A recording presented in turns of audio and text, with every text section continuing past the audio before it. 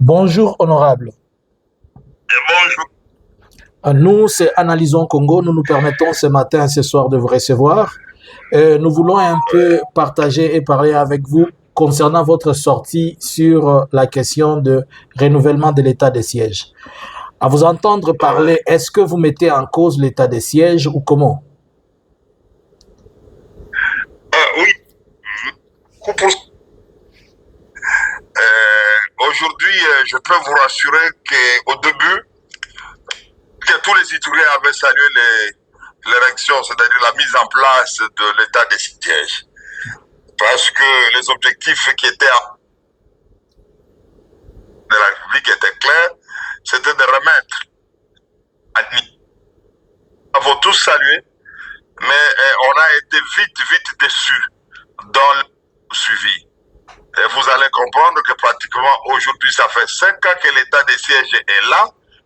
L'état de siège n'a pas réussi à sécuriser, à pacifier des entités qui étaient en problème. L'État n'a jamais réussi à éradiquer une seule milice, mais bien au contraire, des entités qui n'étaient pas touchées. Avant l'érection de l'état de siège, ces entités sont aujourd'hui totalement englouties par l'insécurité. C'est notamment le territoire de un havre de paix pour la province de l'Ituri, qui est devenu aujourd'hui pratiquement les passions des terroristes islamistes de l'EDF. Voilà, nous avons peur que le président lève l'option pour comme ça la gestion de la cité revient aux politiques, aux administratifs, et nous soutenons notre armée, nous soutenons les FARDC. Parce qu'à un certain moment, lorsque nous demandons l'état de siège, certaines personnes veulent faire croire ou bien veulent dire que nous sommes contre l'armée. Non. Nous n'avons que les FARDC, ça c'est notre armée. Voilà. Alors, donc, à vous entendre dire, vous demanderez à ce qu'aujourd'hui, le chef de l'État se décide de retourner la gestion de l'Ituri aux civils et laisser la question militaire aux opérations, c'est ça? Exactement. Ok. Pouvez-vous dire, nous avons suivi que vous étiez en train de dire que le gouverneur actuel semble être un électron libre, puisque c'est comme s'il ne répond à personne. Est-ce que vous pouvez affirmer ça? Oui, pourquoi vous pouvez vous imaginer, l'état de siège a été, n'est-ce pas? Oui. Mais au Nord Kivu, on est au 3e gouverneur. Ouais. 5 ans après. En Ituri, on n'a qu'un seul gouverneur. Alors que du point de vue militaire et du point de vue stratégique, lorsqu'on confie une mission à un militaire, après autant de temps, je crois qu'il puisse le relever et parce que cette audace ou bien ces craintes peut être nuisible à une action militaire de grande envergure. Voilà. Et en dehors de ça, de plus en plus, le gouverneur et ses acolytes plus le goût lorsqu'un député intervient, critique la gestion, on s'apprend là. Des poursuites judiciaires, il y a des menaces, et pire encore, ils ont une radio à Bouniala où on organise des journées pour injurer des hommes politiques. Le gouverneur aujourd'hui se comporte comme alors que lui, c'est un militaire. Il est allé pour une mission, voilà. Si je comprends bien, le gouverneur militaire, à vos yeux, il a vraiment échoué sa mission.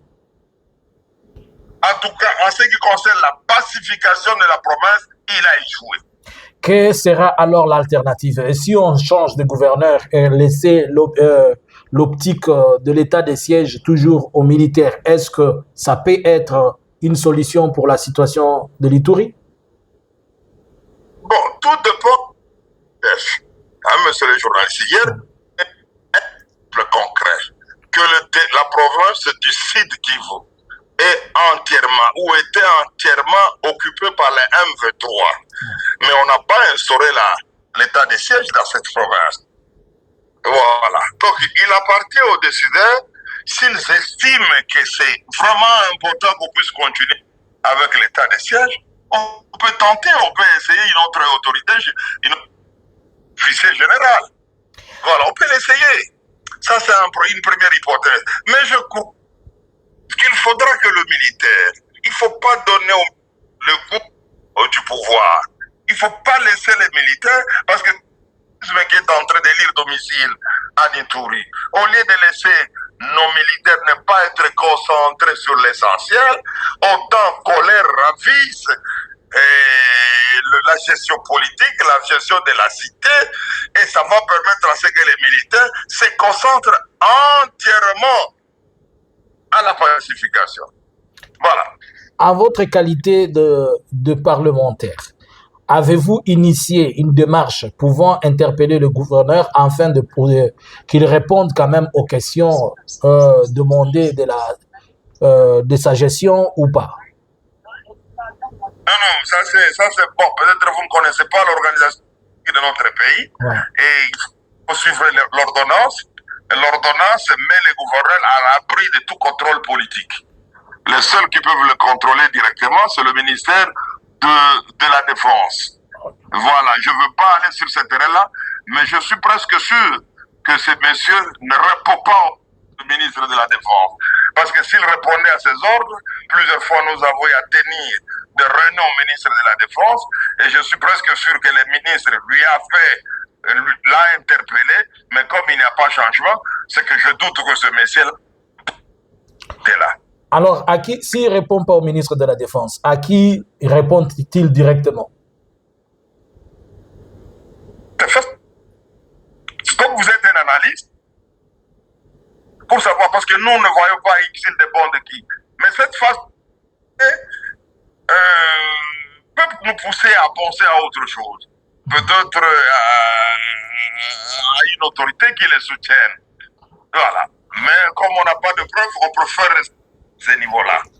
Et tant qu'ancien gouverneur de la province, quelles seront les pistes de solutions immédiates que vous allez suggérer à la hiérarchie pour quand même apporter la paix? Et il y a plusieurs pistes que nous avons déjà suggérées à la hiérarchie. Déjà à l'époque, parce que les dossiers étaient déjà totalement maîtrisés. Vous pouvez vous rappeler qu'en 2018, quand j'étais gouverneur, c'est à cause de cette stratégie que nous avons eu à organiser des élections. Il n'y a pas eu d'incident lors des élections de 2018. C'est celui qui nous a succédé, peut-être pu capitaliser le pistes qu'on lui a formé. Il y a plusieurs actions. Parce que, je l'ai toujours dit, les conflits à Nitouri a plusieurs soubassements. Il y a les soubassements sociaux, il y a les soubassements économiques, il y a aussi les soubassements politiques. À un autre moment, pour en profondeur et du point de vue soubassement sociologique, il faut des actions. Et s'il faut apporter en ce qui concerne des soubassements politiques, il faut un clin d'œil politique. Et s'il faut, du point de vue économique, il faut aussi des actions économiques de grande envergure. Voilà ce que moi j'ai toujours pour essayer de résoudre cet épineux problème. Merci, monsieur. Pensez-vous que le gouvernement ne donne pas vraiment de l'intérêt à ce qui se passe à Nitouri puisque son pouvoir n'est pas menacé et si on doit comparer à l'AFC à qui on donne toute l'énergie et toute la force? Oui, parce qu'on est en internationaux des ADF, des EDF. Ça devrait préoccuper les décideurs. Et ça ne devrait pas être l'affaire d'ici. Voilà, c'est pourquoi nous, on a toujours soutenu cette opération de mutualisation, opération Chouja, où on pensait que les désarmés en Sunissa et aussi avec les échanges de renseignements avec d'autres, et nous, on pensait que ça pouvait apporter la solution. Oui, au début, ça a pu apporter des solutions, encore que appliquer convenablement cette mission sur terrain, c'est qu'il y a un blocage au niveau de la province. Voilà.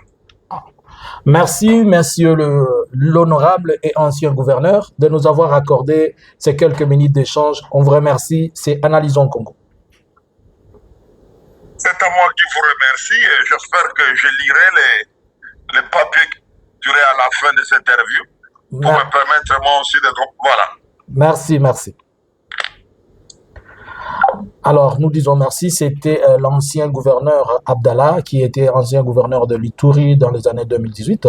Et aujourd'hui, il est honorable. Il a fait une intervention au niveau du Parlement où il était en train de se plaindre et se poser la question pourquoi faudra-t-il encore les renouvellements ou bien la prorogation de l'état de siège, car selon lui, tout est en rouge. Il n'est pas possible que l'on puisse renouveler encore ou prolonger l'état de siège vu que déjà nous avons un problème de plus de 7 millions de réfugiés de déplacés internes.